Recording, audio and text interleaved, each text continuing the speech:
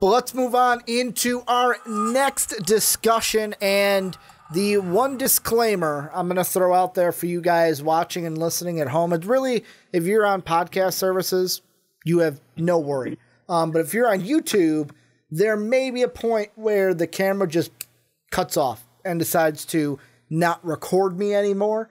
Had a little battery issue, hoping it lasts through the whole segment. If not, I will fade out. You'll see me back when Pat comes on for segment numero tres. But I am joined by one of our patrons, patreon.com/mostvaluable-podcast, Matt, calling in. I told you before we hit the record button, Matt, I feel like I haven't talked to you in ages. Yeah, it's been a while. It's been a busy summer, so I haven't been able to make it on too often, but happy to be able to today. Well, I'm glad to have you on for this one because you've got a really, really interesting discussion. I love how both you and Pat came up with similar discussions, being quarterbacks, on the same exact episode, as me and him are going to look at the NFC North quarterbacks and who's got the most pressure. You kind of want to dive into which quarterbacks, so active quarterbacks right now, are going to be Hall of Famers or could be Hall of Fame quarterbacks, like what's their status. And how we're going to do this is Matt's got his three categories. He's got guys that are for sure locks. He's got guys that are on the fence. And then you've got guys that it's kind of a little bit too early to tell. So we're going to go through each kind of category. The first one might be the lightest one because it might be like, yeah, of course those guys are Hall of Fame quarterbacks. But then we're really going to get into the nitty-gritty about some of these guys. So, Matt, I'm going to have you read us off your first group. So the guys that you think are for sure locks for Hall of Fame that are active quarterbacks right now. All right, so for the locks, and yeah, again, this is active quarterbacks. I mean, there are guys that will be Hall of Famers that have retired in the past few years. Peyton Manning comes to mind. But as far as active quarterbacks that I consider locks, the first one is my favorite player. Go figure, Drew Brees. I don't think there's any debate. He's statistically in the top 3 or 2 in touchdowns, yards, and completion percentage. Then of course Tom Brady's in there. He's got the statistics and the rings to back it up. There's no debate there. Call him a system quarterback if you will. I will too, but he's still too darn good. Then third, I've got Big Ben Roethlisberger. I think he's got the track record, the longevity, the statistics to back it up, and he's got a Super Bowl ring. And then finally, I guess maybe this one some people might argue, but I think he's there, Aaron Rodgers. Unless, something were to happen and his career ended, I still think he might have the track record and the statistics to be considered a lock. So he's my fourth one to round that out. Aaron Rodgers is the interesting one. And, that's one where it's like, I'm hearing you call him. It's like, okay, Drew Brees has a Super Bowl, could get another one this year.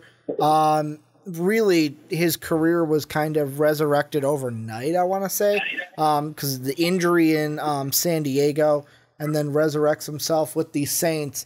Tom Brady's like the Michael Jordan of football, where it's like, if Michael Jordan's in the Hall of Fame for basketball, there's no way Tom Brady's going to be out of the Hall of Fame.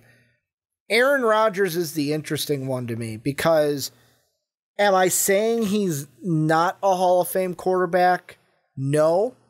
But I almost have to say this, and I'll get your thought. This is the thing I'll ask you about this kind of portion of your Hall of Fame quarterbacks. Is I almost look at it where it's like, okay, if Brett Favre is a Hall of Famer, then Aaron Rodgers should also be in that discussion because statistically he's there. I know he's not the Iron Man that Brett Favre was. Injuries have kind of been, 9 games in 2013. He only played 7 games in 2017. But career-wise, wins a Super Bowl, hasn't really done much, or has gone to playoffs but hasn't won any other Super Bowls. Do you think that alone is a strong enough argument for Aaron Rodgers, or if there's even an argument to keep him out of the Hall of Fame because he's only got one Super Bowl? I don't, and I think that's a kind of maybe a common theme in the sense of if you're talking kind of maybe the super elite guys, at least of recent, I think, at least statistically, I think that includes Peyton Manning, Tom Brady, and Drew Brees are up there just because they're pretty much top 5 in every category you can think of as for a quarterback. And the big difference, obviously, then is Brady has 6 rings and Manning and Brees have 2 or less. But I think there's no statistic to accurately capture this, but you have to consider the teams they're on. Like, Peyton Manning, the Colts were nothing without him. They proved that the year he was out with a neck injury. And sorry to keep bringing him in because I know he's not an active quarterback, but Drew Brees even, like, I think I saw something at one point that when he's had an average defense or better, so not even a good defense, an average defense or better, he's made the playoffs every year. He's even had some below average defensive teams that he's dragged to the playoffs. And I think the same kind of goes in Rodgers' case. I don't think, honestly, I mean, obviously he's had Jordy Nelson, kind of Devontae Adams put around him, but besides that, he's never had a super great defense to support him. He's never had a running game. He's having to run around for his life half the time, because of his line. Like, I think you have to consider how much these guys elevate their teams because of just how good they are, and I think that's the case for him, as much as I hate him. Yeah, and I mean, the other thing that I look into is the great thing about this discussion is that, so Aaron Rodgers at 35, how's the rest of his kind of career going to play out? And that's a lot of these, since they're still active guys, you look at Brett Favre, and I pulled up his stats while you were answering my question, and if you look at it, almost 72,000 career yards, over 500 touchdowns, whereas you look at Aaron Rodgers, and so far through, he's had, Brett Favre played to 41, so 6 more seasons on Aaron? Aaron's at almost 43,338. So it really comes to a question, one, do you think stat-wise Aaron Rodgers could catch him, which I think he could, especially let's see what Matt LaFleur's offense is going to do. But also, Brett Favre had 11 Pro Bowls, 3 MVPs, and Aaron Rodgers has 7 and 2 MVPs. So if he gets out of those 6 years, if we get 4 Pro Bowl years out of him and we get 1 MVP-like season, I think he's got it in it to where Aaron Rodgers, it really is going to tell with his Hall of Fame status, what does he do from this point on? What does he do with his, let's say he has 6 years left. Let's say he has 5 years left. What does he do in those last 5 to 6 years that defines him as a Hall of Fame quarterback? Because I think that for most of his career, it's been Tom Brady and Aaron Rodgers. Like, I remember we had a discussion on this podcast, who's the best quarterback in the NFL, Aaron Rodgers or Tom Brady? Let's get into your second group, though. Who are the guys in your mind that are kind of on the fence? All right. Well, yeah, this is where it gets a little interesting. So the first guy is Eli Manning. I think he's debatable just because of maybe the perception and how he's played recently. He has 2 Super Bowl rings, but, I guess when I think of him, I don't think superstar per se, but he's an interesting case. I've got Matt Ryan on there as well. Strong statistics, but not the playoff maybe backing to help him in that case. I have Phillip Rivers, and then I've got kind of the interesting cases because they're more mobile quarterbacks in Russell Wilson and Cam Newton. Those are the guys I have that I think you can make an argument one way or another, yes or no. So what are your thoughts? I'll ask you this. Either either out of this group who's one, or if you see multiple, but let's do it this way. Who's one of these guys that you personally see is like, you know what? I know he's in this category, but I think end of the career, he's going to be a Hall of Famer. Who's that guy out of this group? I think it has to be Eli because of the ring. Mm-hmm. I think, he's got something that the rest of this group doesn't. I guess, well, obviously Russell does. But he's got that, and then he's top 10 statistically in passing yards for his career, and then top 10 in passing touchdowns as well. So it's not like he's not up there statistically as well. I'm sure he's up there statistically in interceptions. I didn't look at that, but so was Brett Favre. So. Mm-hmm. Yeah, and I mean, the whole interception thing, like, I don't think, when it comes to Hall of Fame, I don't think interceptions are a huge, like, negative. Really, they're going to look for how many yards did you throw for, how many touchdowns do you have, and then they're going to look for the big ones, MVPs, Pro Bowls, Super Bowl championships. For Brett Favre, another thing that, like, played into him since I brought him up with Aaron Rodgers is it's hard to ignore his Iron Man streak that he had also of consecutive games played and not being injured. The thing that I want to throw out there with Eli and kind of bring it to, because one of the guys that you mentioned in your for sure locks that you were like, oh, he's a for sure lock. I was kind of like, okay, I could see it. But there was a part of me that's like, I don't know. I want to say no. So I'm gonna blind resume you here, Matt. I'm gonna give you 2 quarterbacks. Perfect. I want you to tell me if, first off, which one you would pick if you had to pick between. We'll do that. If you had to pick for Hall of Fame and you had to pick between these two, who are you picking? And here is quarterback A. I'm going to give you yards, touchdowns, and then their yards, touchdowns, and any accliments. Do you want anything else besides those? Okay. So, quarterback 1 threw for 56,194 yards and 363 touchdowns. He's got 6 Pro Bowls, and he's a 2-time Super Bowl champion.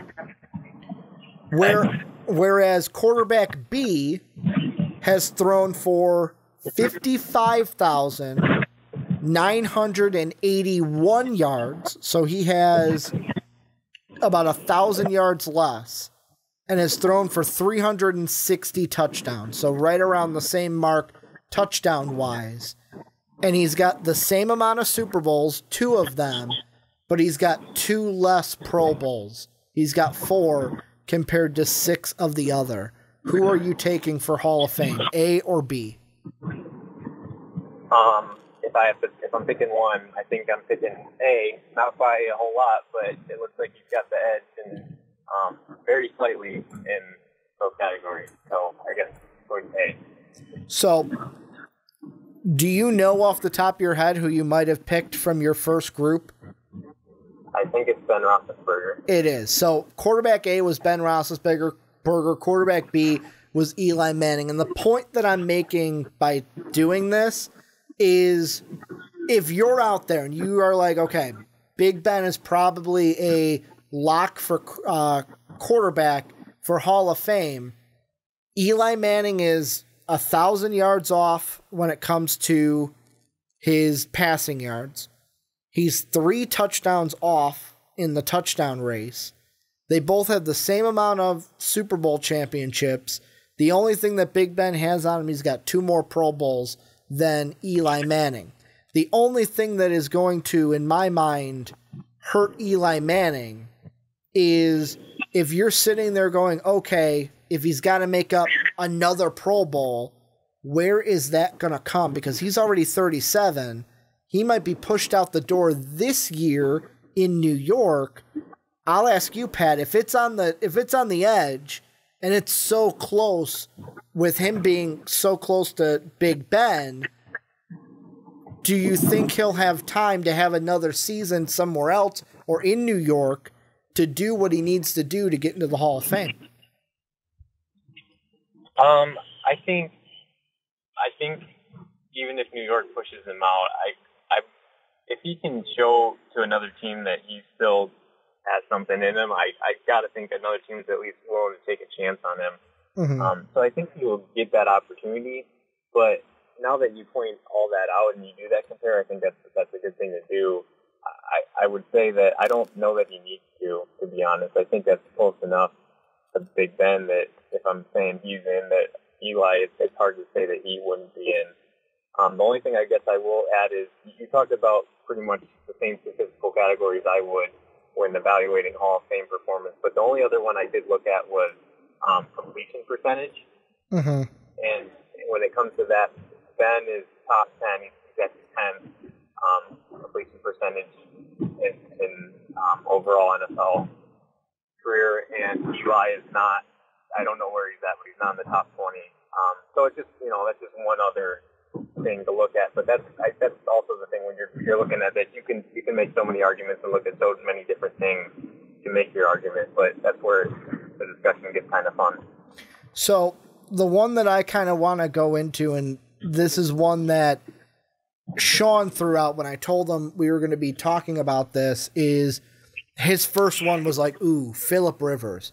And the interesting thing about Rivers, when you look at him, is when you look at his stats, he's got he's there in yards, even though being 37, he's there in yards. He's right around that 55,000 mark for his career.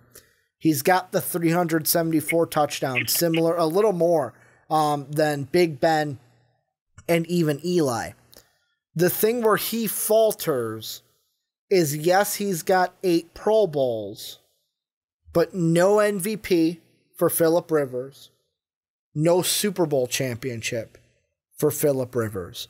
And I kind of look at it, like, I look at the guys who are in the Hall of Fame, and the one that has just one Super Bowl that's in, you look at Kurt Warner. He played how many years? He was 1998 to 2009. So, and he started late in his career. He started at like 27. So he had like an 11-year career, had 4 less Pro Bowls than Phillip Rivers, had half the amount of Pro Bowls, but was a 2-time MVP and a Super Bowl champ. Then the other two that I was looking at, Warren Moon, he's had 1 more Pro Bowl than Phillip Rivers. He's no Super Bowl, no MVPs. When you look at his stats, he's got less yards over his career. Yet again, started playing when he was 28, played to 44. Has less yards at about 49,000. Has less touchdowns at about 291. And then there's everyone's favorite quarterbacks who haven't won a Super Bowl, Dan Marino. Yes, he's got the MVP. He's got 1 more Pro Bowl than Phillip Rivers. And when it comes to yardage, he beats out Rivers in yardage. He beats out Rivers in touchdowns, 420. So the question I'm going to ask you at Phillip Rivers, Matt, is do you see him, does he have to have an MVP-like season? Does he have to win a Super Bowl with the Chargers? Or is it just, hey, if you're going to play, let's say, 3 more years, really play solid years, rack up maybe another 2 Pro Bowls, and he can be put into the Hall of Fame maybe in that Warren Moon category of, hey, I've got 9 or 10 Pro Bowls, I just don't have the Super Bowl or the MVP. Right, yeah, and that's what makes him such an interesting case. But, I mean, I've got to think, you've mentioned that there are guys that haven't won it all and are in. I mean,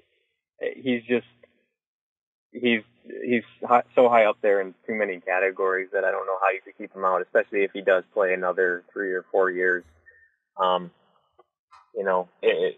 He solidifies that case if he gets 1 if he gets one ring, there's no doubt. But without it, I still think he's in a position where I don't know how you leave him out. Yeah, the thing I'm looking at is I don't know if I would make the call. And there's a part of me that's maybe leaning on the Hall of Fame crew not giving a nod to Phillip Rivers, because when you look at Warren Moon also, and I know people are going to probably throw this out in the comment section, he had over his career, he wasn't a huge rusher, but he had almost 2,000 yards on the ground for his career, whereas Phillip Rivers is like half of that. I wonder if that plays into it a little bit as well, with Warren Moon being a little bit more dual threat than what Phillip Rivers is. But it's just interesting to where I think Phillip Rivers will fall into that category unless he wins a Super Bowl of, hey, he doesn't have a Super Bowl, but he's been consistent the entire, since he started. It's almost like a Brett Favre situation. It's like, since he took over the reins in 2006, he has started every game at quarterback for the Chargers for the last, 12 years, 13 years after, this will be the 13th year. So, I mean, there's an Iron Man thing to it. There's also just the constant, consistent success that can play into it as well. Is there any other Matt Ryan, Cam Newton, Russell Wilson? Do you think there's any cases to where it's like, you know what? I want to dive into this guy before we dive into the kind of last up-and-comer guys? Yeah, I think maybe I throw Cam Newton in there. I don't think he's really in that category, but I think the thing with him and Wilson that's interesting that I want to talk maybe more on Wilson is he's a little more mobile, right? He does do some dedicated running. So how does that get factored in? I guess the only real comparable quarterback of old, at least that, we know in our lifetime very well, is Michael Vick. But I do think, that said, I think Russell Wilson is definitely more of a pure passer compared to what he might have been his first year or two. But I do think it's interesting when you consider the rushing statistics too and how that plays a factor. Yeah, because I know that there's going to be people out there that obviously lived through, let's say, the early days of Steve Young, but like the Johnny Unitas, the Frank Tarkenton, the Joe Montana days, where it's like my first memories, I'm a 90s baby, so like my first memories are, I remember Troy Aikman and the Cowboys, the Steve Young later on in his career, Kurt Warner, Brett Favre, Warren Moon later on in his career. So it's like, and John Elway obviously later in his career as well, to where when it comes to Russ and it comes to Cam Newton, with Cam, let's see, how many years has he been in the league? So he's been in the league, 7 years? And I mean, being in the Super Bowl helped, but not winning it didn't help. Having an MVP season is a good thing. It's just, in 7 years, you've racked up 3 Pro Bowls. The more years that Drew Brees plays, Aaron Rodgers plays, how many chances is Cam Newton going to have to be that Pro Bowl quarterback? And then Russ, yeah, he's got the Super Bowl championship. He's got 5 Pro Bowls. But the thing is he going to need also has only been playing 7 years. So there's that into it as well, where it may be a too early to call situation. But I wonder if Russell, does Russell need an MVP season to solidify himself? And I know it's way too early to probably think about that because he's only played 7 years into his career. I know it's wow, it's only been 7 years. But that's where I kind of see those two guys. Who are the guys that you put in your last group? Kind of like the ones that are they're going to be in the discussion, but right now it's just way too early to put them in a Hall of Fame discussion. Yeah, so the first and obvious one is Pat Mahomes. Just put up crazy video game type numbers last year. Obviously, if he were to continue that, there's no doubt he's going to be in the discussion. But obviously, there's so much that plays into it. Like you said, just the duration of a guy playing that, we just need to see more of it from him. And then two others I threw in there that this is just for discussion purposes. Mm-hmm. I think Deshaun Watson has showed that he has talent from the get-go that, obviously, not all these guys that we're talking about were great in their careers to begin with. So if you show that promise so early in your career, I think it, starts you off on a good foot to be in that discussion. So he's in there. And then I threw in Baker Mayfield just because he kind of splashed on the scene and had a pretty good first year. The question I want to ask you, and this has nothing to do with the individual guys, but it kind of relates closer to Patrick Mahomes. And I think you asked this before we went live. Do you kind of see is this the beginning of the next up-and-comers for Hall of Fame? And when I say that, where it's you've got maybe Tom Brady, he's like the Michael Jordan, where it's the kind of like the old man's game, where it's you've got that pro-style quarterback, he does it his way, and is very successful. Then you've got kind of I don't want to say Eli or Phillip, but Cam Newton really fits it, but I don't think he's a Hall of Fame. But then you've got the Midgard of a LeBron James, where it's he's just as good. Maybe Aaron Rodgers is in that sense, where it's he's Hall of Fame. It's more of the physical ability, doesn't have the championship success that the other one has, whereas Patrick Mahomes could be closer to that kind of, let's say, Steph Curry, what that meant for the NBA, where it's these are now the next wave of quarterbacks, where it's this group is going to, it's going to take a while for them to get into that discussion, but when they do, it's not going to be like your dad or your grandfather's quarterbacks. It's going to be the new wave of quarterbacks that we're now seeing in the NFL. Yeah, for sure. And I think this whole discussion just, points to how different the game is. I was talking to you beforehand. There's 26 quarterbacks in the Hall of Fame in the modern day era. Mm-hmm. And when you think about it, we just listed, I think, what most people would consider at least probably ends up being 5 or 6 safe bets that make it in for sure. Mm-hmm. To have that many guys playing all at one time is pretty crazy, but it's a passing game now. So it'll be interesting just to see going forward, does the standard for what a quarterback needs to do change?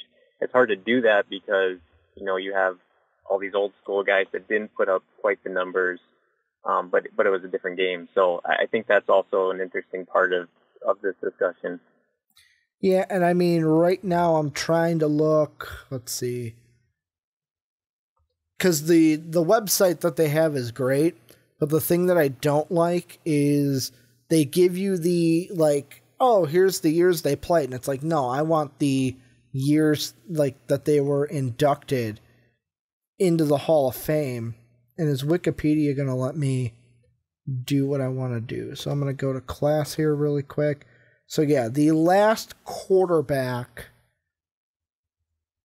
let's see, probably doing this live on a podcast is not the best idea, but we do what we've got. Yeah, the last quarterback to be inducted into the Hall of Fame, they were in back-to-back years, really. There were 3 of them. 2017 was Kurt Warner. 2016 was Brett Favre and Ken Stabler were in the Hall of Fame. Before that, we hadn't seen a quarterback inducted until Troy Aikman and Warren Moon were inducted in 2016. So it's also one of those positions with quarterback that we kind of have a high esteem for, where we just and I say we, I'm not even on the selection committee, but it's kind of like the Hall of Fame voting. I feel like they're very selective with their quarterbacks, to where it's like, we don't just let anybody into this club. Like, to be, especially quarterback, to be in this club, you have to really be the best of the best. And I mean, it would be interesting to just go through, if someone like goes through a study and like how many positions are of each. Like, I look at running backs and it looks like there's more running backs in the Hall of Fame than there are quarterbacks. But it's just, I have this feeling that this selection process is like, we don't let just anybody in quarterback wise. So it's like, I take Patrick Mahomes, for example. It's great he won an MVP this year, but he's got to keep that up. He's got to win MVPs. He's got to win Super Bowls, because as we've seen with that middle group, it's either you've got the stats but no Super Bowls and you're kind of in the middle ground, or you've got the Super Bowls and your stats are not phenomenal and you can also be in the middle ground as well. Where, I mean, the funny one that you throw out is Baker, because after 1 year, how many, I'll throw it this way. If Baker wins one Super Bowl for Cleveland, is that enough to be like, you're a Hall of Famer? If he had an MVP year and one Super Bowl in Cleveland, would that be enough for you to give him Hall of Fame odds just because it's Cleveland? I don't think so. No, I mean, I think that's significant and it builds his resume. But no, I mean, I think he'd have to have sustained success. I think that's just a requirement no matter who you are. So I don't think that would be enough, but it certainly would be something that a lot of people wouldn't be able to say, you know, I resurrected this terrible team and took them to the ship. Well, any final thoughts, Matt, about anything when it comes to Hall of Fame quarterbacks, or anything that you think we did not hit in this segment? No, I mean, I think it's definitely a quarterback's game, and I think we need to definitely cherish just the amount of great quarterbacks we have. I think there's not too many quarterbacks nowadays that we look at and just like, wow, they're awful. There are a few, but in general, it's just, there's a lot of high quality quarterbacks, and it's interesting to see how the game has changed in our lifetimes, and it'll be interesting to see how it continues going forward. Well, this is where you guys come in. Let us know what you guys think down below. What do you think of what's your kind of bracket for the Hall of Fame? Who's in, who's on the fence, who's the up-and-comers, and what do you think about some of the ones we talked about? Aaron Rodgers we hit, Eli Manning we spent some time on, Phillip Rivers. What are your thoughts down below?